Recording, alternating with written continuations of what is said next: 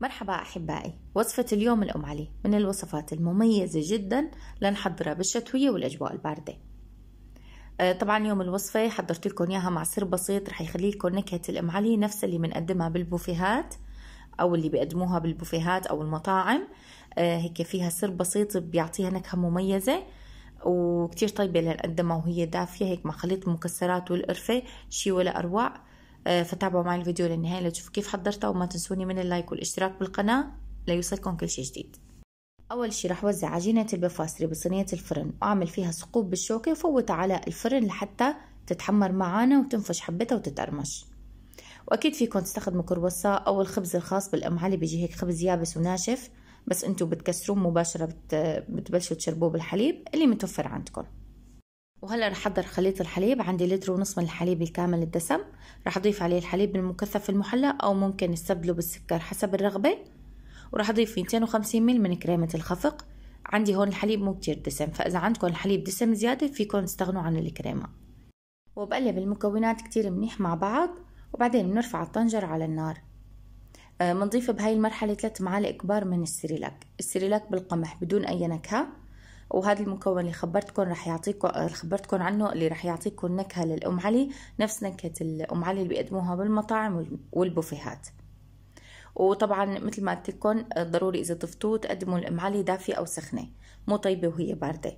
فأنتوا حابين الأم علي تقدموها باردة أو من نوع ما بتحبوا الأم علي تتقدم دافية أو سخنة بتحبوها باردة، استغنوا عن إضافة السيريلاك، لأنه السيريلاك بس يبرد بيعطي قوام شوي تقيل للحليب. وطبعا هو السيريلاك بالنهاية مكون حسب الرغبة، وكتير من المكونات أنا ضايفتها يعني بتنضاف حسب الرغبة. الأم علي هيك من الوصفات البسيطة اللي ممكن تحضروها بأبسط الأمور وبأبسط الأشياء المتوفرة عندكم، فاللي بتحبوا تضيفوه ضيفوه، واللي ما بتحبوا فيكم تستغنوا عن إضافته. قلبت السيريلاك كتير منيح لحتى داب عندي، ضفت معلقة صغيرة من الفانيلا وخليتهم يغلوا مع بعض كتير منيح، وهيك صاروا جاهزين. ولنحمر وجه الأم علي رح نستخدم علبتين من القشطة، أو فيكم تستخدموا كريمة خفق اللي بيناسبكم. بنضيف لهم شوي حليب مكثف محلى لأنه بخلي القشطة تتحمر معانا هيك وتعطينا لون حلو. فيكم ما تضيفوا، أو إذا أنتم من الأساس ما ضفتوا حليب مكثف محلى فيكم تستغنوا عن إضافته وتكتفوا بالقشطة لوحدها، وعلى وجه القشطة تنخلوا شوي من السكر البودرة، بيعطينا على الحرارة كرملة ولون كتير حلو كمان. وبالنسبة لرقائق البفاستري هيك تحمرت معنا، أخذت تقريبا شي ربع ساعة بالفرن. طبعا هالشي حسب حماوة فرنكم، أهم شي تاخد لون ذهبي منيح وتنفش معاكم الحبة كرمال تستوى وتتقرمش. هلا بنجيب الصحن اللي نحضر فيه الأم علي.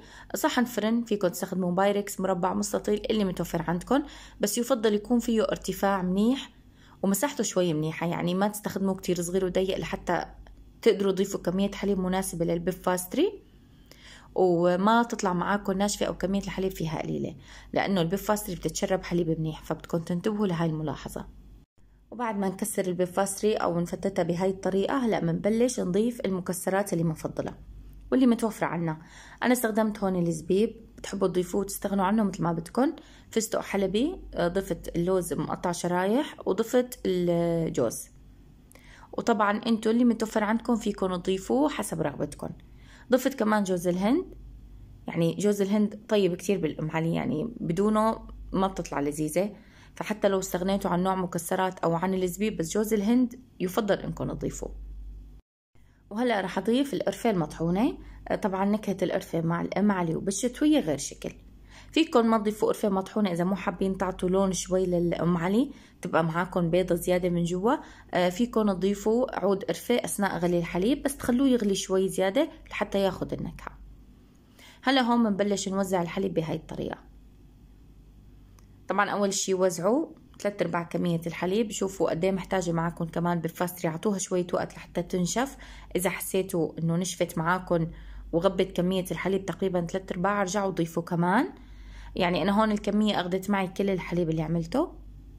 ومثل ما شفتوا ببداية الفيديو قوام الأم علي كان ممتاز وما كتير ناشف، وقدمتها وهي دافية وضليت معي لآخر لقمة طرية وفيها حليب. هلا آخر شي رح نوزع القشطة، لأنه عندي إياها زيادة خفيفة القشطة، فحتى ما تندمج مع الحليب وزعتها هيك بالمعلقة بهاي الطريقة بهدوء.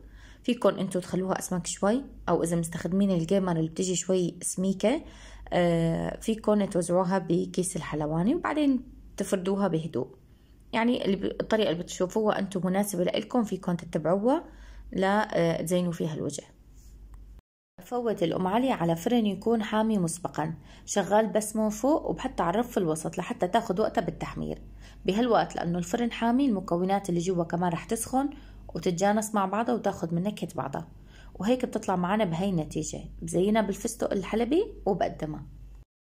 وهيك أحبائي وصفة اليوم صارت جاهزة. الأم علي من الوصفات الرائعة واللي كتير طيبة ولذيذة ومميزة، وبنصحكم تجربوها. إذا حبيتوا الفيديو وعجبتكم الوصفة ما تنسوني من اللايك والاشتراك بالقناة وفعلوا الجرس لحتى يوصلكم إشعار بكل فيديوهاتي الجديدة.